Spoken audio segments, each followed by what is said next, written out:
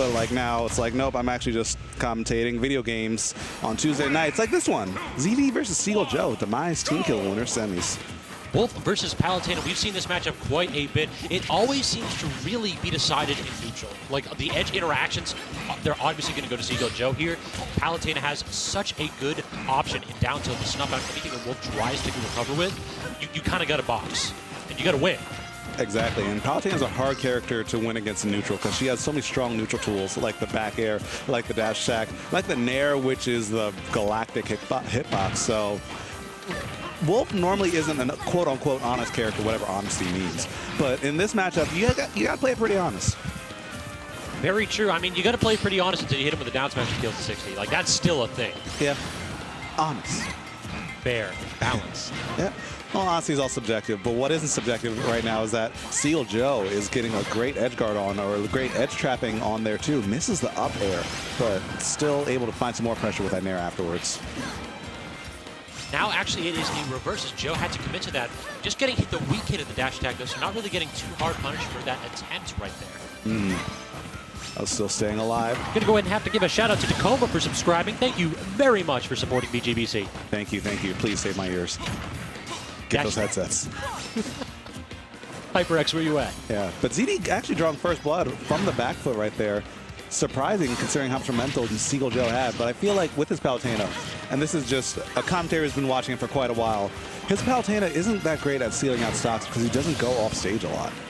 True, yeah, Joe is really the edge trapping style Palu. A lot of Palus, they really aggressively run off stage from neutral air, but the problem is that if you miss that, you've given up all stage presence. So Joe, much more happy to go ahead and just try to wall you out with back airs and down tilts, two-frame your recoveries, and just say, hey, you can have the edge if you, time it right. Yeah, but the thing about that is, it's one of the same philosophies I apply to life. Just because it's a bad idea doesn't mean you shouldn't do it. True. Every now and then you got to remind the people that you're stupid. Yeah, exactly. You got to be dumb sometimes. You got to unga bunga. And sometimes you just got to go for it, like that up air. ZD, again, surmounting or building up his lead even more, but using the intangibility, this could be really bad. If he had ran off and naired there. That was actually the right option. Yeah. Either nair or down air. Either one of those was free. Anytime ZD has to recover up high, you know the timing. So just go ahead and do it. He had no jump. He had to use up B, just run out there. Remind the man that ignorance sometimes works. Yeah, ignorance is bliss. Moving on the bracket's pretty bliss too. And now that isn't blissful right there, as ZD answering back and taking almost a full stock lead there. He was hard committing to the roll in, and that would have been so sick if he got it. Instead, okay, no, I was holding my breath there because anytime ZD rears back with one of those down smashes, you think it's going to hit. Instead, forward tilt, not going to finish it.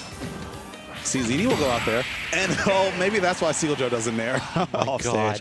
Unfortunate. I didn't think that hitbox would lose there, but ZD, I mean, I wouldn't say he planned that because he kind of had to, but I feel like it was slightly premeditated because he had to be facing left for it to send that way, right?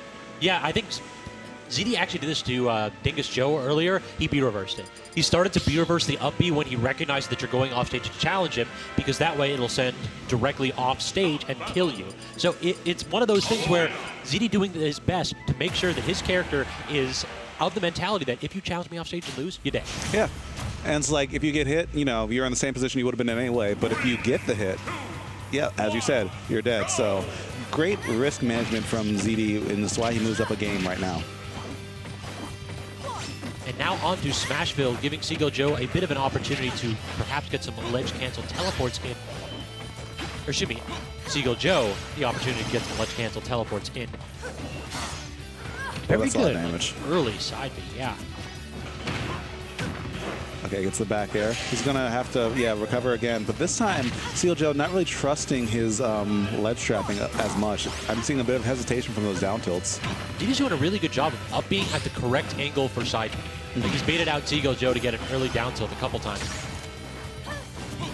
Yeah, and when that down tilt option gets taken away from Seagull Joe, maybe the game plan starts to crumble a little bit more, but the get-up attack twice in a row in that situation. This man just triple parried auto reticle. Easy. Nice. Yeah. All right.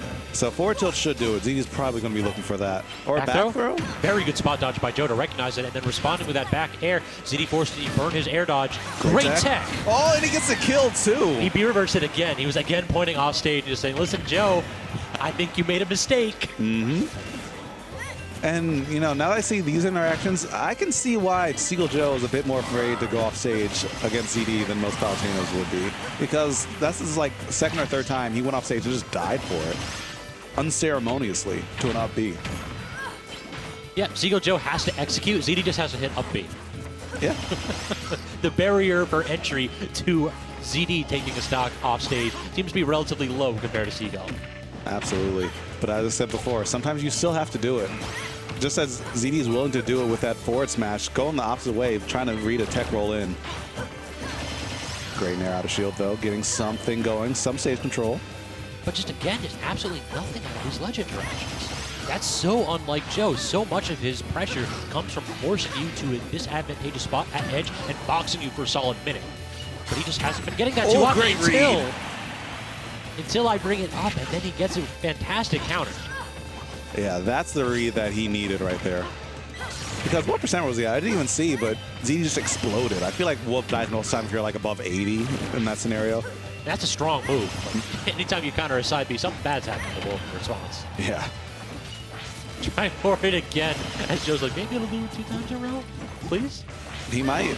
ZD might. Oh no, just that's as a he's tech dead. club, and yeah, that'll do it. Deuces. Going to game 3. Seagull Joe not going to miss that. That's one of those where it's like, hey, thank God I can charge a smash attack for 3 seconds now. You're just finished. Yeah, he could just chill there. Honestly, Palutena's wings are completely intangible. Wolf had no way to hit him there. Just hold it, and that's GG. That's actually one of those that wouldn't have worked pre-nerf, because the uppie would have poked out and definitely snuffed that Palutena. Yeah, and she might have died. Thank God they changed. I saw, like, too many times that I see, like, Wolf up B, the last hitbox, actually killing someone at, like, 70. Every single time I saw that, I'm like, this is just unconscionable. If Sakurai doesn't fix this, then there's just no God in our game. Yeah. That's... Father Sakurai is good to us. Thank you. Bless up. Bless up. And game 3, it looks like ZD's going to go with his tried and true Fox. Yeah, I've really been seeing this a lot less as of late. He likes going Wolf early on the bracket because he said it's just like less thinking and more consistent. With his Fox, he says he has to be on point. Otherwise, he just gets blown up just because he's so light and the margin of error is slightly lower. But with Wolf, he can afford to just play a bit more flowcharty, save that brain power for later in the bracket. Joe forcing his hand, though. Yeah, winner semi is not a bad way to go, making it like this deep in the bracket with the secondary. Perhaps, has it risen to the level of Coming quite yet? I'm not sure. I still think that his Fox is just something special. Yeah, I feel like he makes the magic happen with Fox, but his Wolf is just very, very, very strong. Consistent is a really good word that you use to describe it. Yeah. Okay, great back air, getting that stock, 71%. Fox being so light, he's not too far behind Seagull Joe. I'm going to need you to put $1 in the great back air box. Did I say? Okay, I didn't say nice back air. Okay, I did great. not. I have gone most of my commentary career avoiding nice back air. So synonyms we're allowed to do. Good to know. Good to know. Yeah, I'm whipping out the thesaurus from that one, just like Seagull Joe's whipping ZD out of that stock. It's like, yeah, you want to camp me? Toss out that laser? Okay, we're going to go ahead and hit you with the auto reticle. I can camp too. Down tilt into up air. This man's so creative when he gets parries. And his reaction time is very fast, too. The fact that he can react to parries, like, it's so insane to me. This man's reaction time in ZD is just so phenomenal. And now here comes another ledge trap. Just running back, giving Seagull Joe the space, and the situation's reset. That time, Seagull Joe gets a little bit off the auto reticle.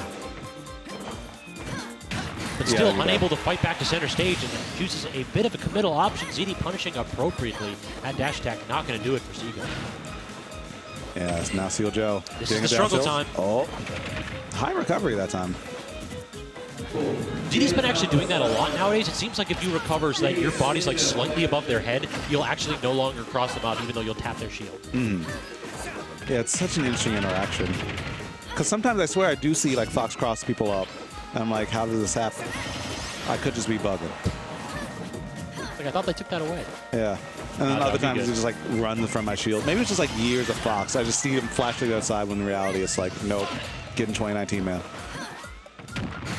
So many air dodges by ZD trying to fight through this pressure, but Joe doing what he does best and not letting this man back. That entire session was immaculate by Seagull. Finally, we're seeing the Joe that we are used to, forcing ZD to his last stock here in Game 3. But now ZD gets his own Nair plane going across the stage, 82%, trying to end his stock with a forward smash on the ledge, but not quite going to find the mark. And Seagull Joe only getting one hit on the Nair. So unfortunate, because that could have led to a lot of damage and a big shift. Joe literally just like short hopped aerial 6 times in a row, and then ZD just ran in and said, I'm going to dash attack you for this, please don't. And you know if he keeps on short hopping there again, he's just going to run up an up smash.